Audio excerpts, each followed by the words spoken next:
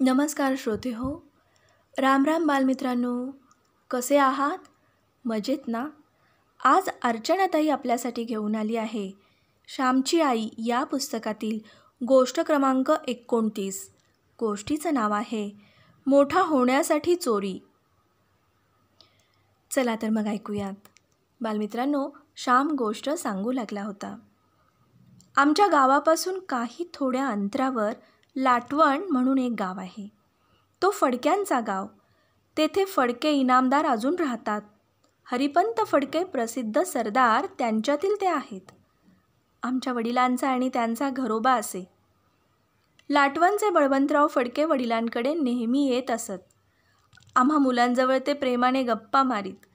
त्यांना अहंकार नव्हता. फार साधे आणि भोळे होते ते. त्यांच्या बोटातील अंगठी मी काढून घेत असे. तेव्हा ते मला म्हणायचे, श्याम, तुला पाहिजे की काय अंगठी? त्यांनी असे विचारले म्हणजे ती माझ्या बोटात मी घालत असे. परंतु एकाही बोटात ती बसत नसे. ती खाली पडे. यावर अरे जाडा हो जरा, मग बसेल हो ती, असे मग ते हसून म्हणायचे. मी दापोलीहून घरी आलो होतो. बळवंतराव आणि दुसरे कोणीतरी असे आमच्याकडे पाहुणे आलेले होते. दापोलीला मला वाचनाचा नाद लागला होता, परंतु चांगली पुस्तके मिळत नव्हती. दाभोळकर मंडळींची पुस्तके मी वाचत असे, परंतु काही समजत नसे. स्पेन्सरचे चरित्र मी वाचलेले थोडे मला आठवते. त्याच सुमारास रामतीर्थांचे खंड भास्करपंत फडके काढू लागले होते. माझ्यावर या फडक्यांच्या लेखांचा फार परिणाम झालेला आहे. त्यातील तेजस्वी, सोज्वल, सावेश मराठी भाषा मला गुदगुल्या करी.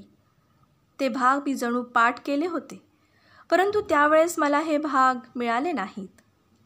माझ्या कोणातरी आप्तांच्या घरी एक दिवस मी एक भाग पाहिला आणि तो मला फार आवडला. परंतु त्या गृहस्थांनी एकदम माझ्या हातातून तो काढून घेतला आणि म्हणाले, तुला रे काय समजणार त्यात? मला वाईट वाटले. त्यांच्यापेक्षा मलाच तो भाग जास्त समजला असता, कारण मी सहृदय होतो. मी कवी हृदयाचा होतो. माझ्या आईवडिलांनी माझी मनोभूमिका तयार केली होती. मराठीतील पोथ्या पुराणे वाचून माझे मन प्रेमळ आणि भक्तिमय, श्रद्धामय आणि भावमय झालेले होते. मला वाटले आपण भाग विकत घ्यावेत, परंतु पैसे कोठून आणावयाचे? वर्गातील पुस्तकेही सारी मजजवळ नसत. इंग्रजी शिकत होतो, परंतु एकही कोश मजजवळ नव्हता. अंदाजाने मी शब्दांचे अर्थ काढून नेत असे. रामतीर्थांचे भाग आपणास पाहिजेतच असे मला वाटत होते. आमच्याकडे आलेल्या पाहुण्यांच्या खिशात पैसे होते. बऱ्याच नोटा होत्या. त्यातील एक लांबवावी असे मी ठरवले. दुसऱ्यांचे पैसे चोरणे हे पाप होते, परंतु हे पाप करूनही पुस्तक वाचण्याचे पुण्य मिळवावे असे मला वाटले. माझ्या धाकट्या भावास मी श्लोक शिकवत होतो. आसही तुझी फार लागली, दे दयानिधे बुद्धी चांगली, दे दयानिधे बुद्धी चांगली. बुद्धी चांगली देण्याबद्दल मी श्लोक शिकवत होतो, परंतु चोरी करून बसलो होतो. माझे वडील आणि ते पाहुणे एकत्र बसले होते. पुन्हा पुन्हा त्यांनी नोटा मोजल्या.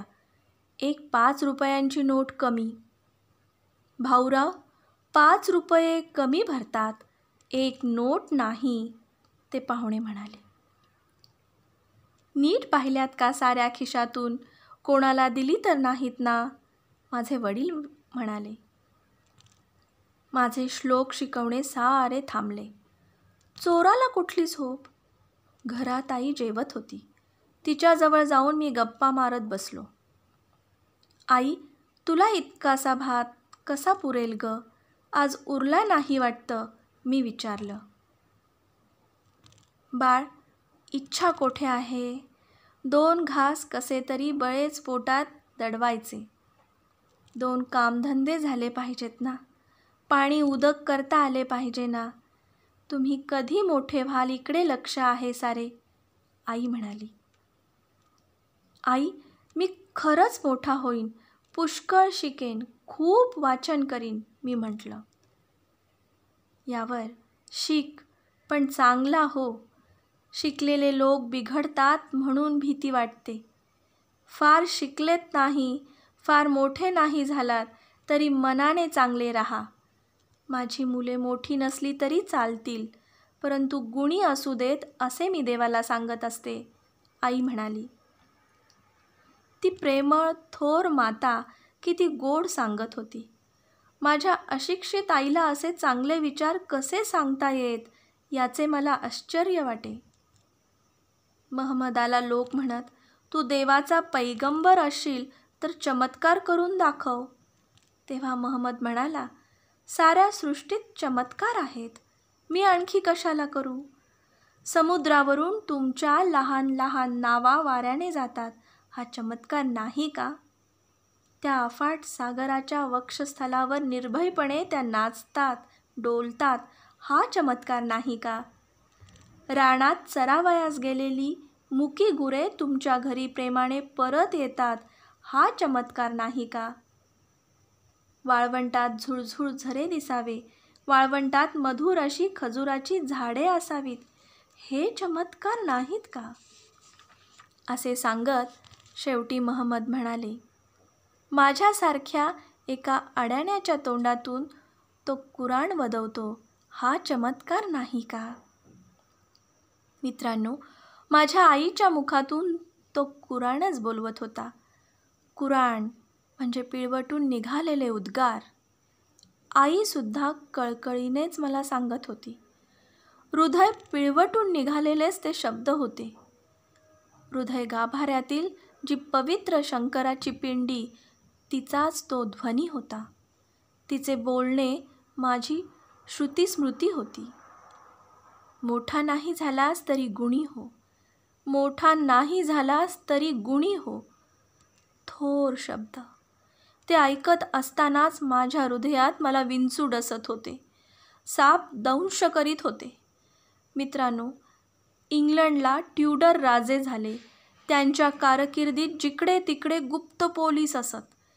एका इतिहासकाराने असे लिहिले आहे की त्यावेळेस प्रत्येक उशीखाली विंचू होते. कोठेही विश्वासाने डोके ठेवावयास त्या राज्यात जागा नव्हती. हृदयाच्या राज्यात सुद्धा विंचू आहेत. ते तुम्हा झोपू देत नाहीत, सारखे तुमच्या पाठीमागून येत असतात. कोठे पाताळात गेलात, मेलात तरी ते गुप्त दूत आहेतच. सतसत विवेकबुद्धीची टोचणी ती सदैव आहेच. घरात तर कोणी आले नाही ना, चमत्कारच म्हणावा याचा, वडील म्हणाले. श्यामला वगैरे विचारा, कोणी मुलगा वगैरे आला होता का? वाईट असतात काही मुले. अलीकडे मुलांना वाईट सवयी लागत आहेत. लहानपणीच विडी किंवा विडा याशिवाय त्यांचे चालत नाही. श्याम, अरे श्याम, बळवंतरावांनी हाक मारली. मी गेलो. काय? मी विचारलं. बळवंतराव म्हणाले, श्याम, तुझा कोणी मित्र वगैरे आला होता का रे? एक नोट नाहीशी झाली आहे बघ. मी म्हटलं, नाही बुवा, मीच आज बाहेर खेळावयास गेलो होतो. संध्याकाळी आलो, कोणी आले नव्हते. वडील म्हणाले, श्याम, तू तर नाही घेतलीस? घेतली असलीस तर सांग हो. छे हो, तो कसा घेईल? बळवंतराव म्हणाले. आई हात धुवून आली. तिलाही सारा प्रकार कळला. वडिलांना चुटपुट लागली. स्वतःच्या घरात पैसे नाहीसे होणे म्हणजे ती लाजच होती. वडिलांनी पुन्हा मला विचारले, श्याम, अगदी खरेच नाही ना घेतलेस पैसे तू? कंपासपेटी किंवा कशाला घेतले असशील, कंपासपेटीसाठी पैसे मागत होतास तू. आई म्हणाली, श्याम नाही हो घ्यायचा. तो रागवला, रुसला तरी कोणाच्या वस्तूस हात लावावयाचा नाही हो. तेवढा त्याचा गुण चांगला आहे. आणि काही केले तरी तो कबूल करतो. तो लपवून ठेवणार नाही. खरे बोलतो तो. मागे एकदा एक वडी घेतली होती त्याने. तेव्हा विचारल्याबरोबर त्याने कबूल केले आणि म्हणाला, मी घेतली हो आई. श्याम घेणार नाही आणि घेईल तर कबूल करील. श्याम, तू नाही ना बाळ हात लावलास. आईचा माझ्यावर केवढा विश्वास, केवढा विश्वास. आधी घेणार नाही आणि घेईल तर श्याम कबूल करील. तिची माझ्यावर केवढी श्रद्धा. आईचा विश्वासघात मी कसा करू? मी करू का? तुकारामाच्या एका अभंगात आहे, विश्वासाची धन्य जाती. ज्याच्यावर विश्वास टाकता येतो त्याची जात धन्य होय. ते लोक धन्य होत. माझा असत्याचा किल्ला ढासळला. आईच्या साध्या आणि श्रद्धामय शब्दांनी माझा किल्ला पडला, जमीनोदोस्त झाला. माझ्या डोळ्यातून पाणी येऊ लागलं. त्या दुबळ्या अश्रूंनी पाप पर्वत पडला. श्याम, रडू नकोस. तू घेतलेस म्हणून का मी म्हटलं? तू नाहीच घ्यायचास, मला माहीतच आहे. उगी उगी असे आई म्हणाली. आईच्या शब्दांनी मी अधिकच विरघळलो. मी एकदम आईच्या जवळ गेलो आणि केविलवाणे रडत आईला म्हटलं, आई, तुझ्या श्यामनेच ती नोट घेतली आहे. ही घे ती नोट. आई, आई. माझ्याने बोलवे ना. आईला वाईट वाटले. माझा मुलगा घेणार नाही. केवढा तिचा विश्वास. स्वतःच्या मुलाबद्दल तिला जो अहंकार होता, अभिमान होता, तो गेला. परंतु सर्व गेला नाही. देवाने तिची अब्रू राखली. घेणार नाही, परंतु घेईल तर कबूल करील. तिचा मुलगा सर्वस्वी कसोटीस उतरला नाही. नाही उतरला सर्वस्वी कसोटीस, परंतु अर्ध्या कसोटीस तो उतरला. श्याम, पुन्हा नको हो हात लावू. हाच पहिला आणि शेवटचा हात लावलास हो. तू कबूल केलेस, चांगले झाले बाळ. उगी आईने माझी समजूत घातली. बळवंतरावांनी माझे कौतुक केले. त्यांनी मला 1 रुपया दिला, परंतु तोही मी आईजवळ दिला. श्याम, तू का रे घेतले होतेस ते पैसे? आईने विचारले. आई, मोठा होण्यासाठी, पुस्तके वाचून मोठा होण्यासाठी, मी म्हटलं. अरे, पण पहिलीच्या पुस्तकात चोरी कधी करू नये असे वाचलेस, ते तर अजून शिकला नाहीस हो. मग आणखी दुसरी पुस्तके कशाला? माझी आई बोलली, परंतु ते बोलणे फार खोल होते. गड्यांनो, पतंजलीच्या भाष्यात म्हणे असे एक वाक्य आहे की एक शब्द सम्यक ज्ञाता स्वर्गे लोके कामधुग् भवती. एकच शब्द, परंतु जर त्याचे नीट ज्ञान झाले असेल तर मनुष्याला मोक्ष मिळतो. सम्यक ज्ञात, नीट समजलेला, वाचलेला नव्हे, घोकलेला नव्हे, तर समजलेला. जे खरोखर समजले ते आपण अनुभवात आणतो, आचरणात आणतो. लहान मूल कंदिलाला धरू पाहते. कंदिलाची काच तापलेली असते. आई लेकराला दूर करते. पुन्हा ते कंदिलाजवळ जाते. शेवटी आई म्हणते, लाव लाव हात. ते लहान मूल हात लावते. हाताला चटका बसतो.